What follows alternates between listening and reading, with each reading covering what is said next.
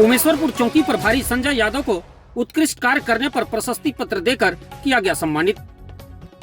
छत्तीसगढ़ के पुलिस जिला सूरजपुर अंतर्गत आने वाले सलका उमेश्वरपुर चौकी प्रभारी संजय यादव को 77वें गणतंत्र दिवस के अवसर पर अग्रसेन स्टेडियम ग्राउंड सूरजपुर में मुख्य अतिथि सांसद चिंतामणि महाराज व वरिष्ठ अधिकारियों के हाथों प्रशस्ति पत्र देकर सम्मानित किया गया।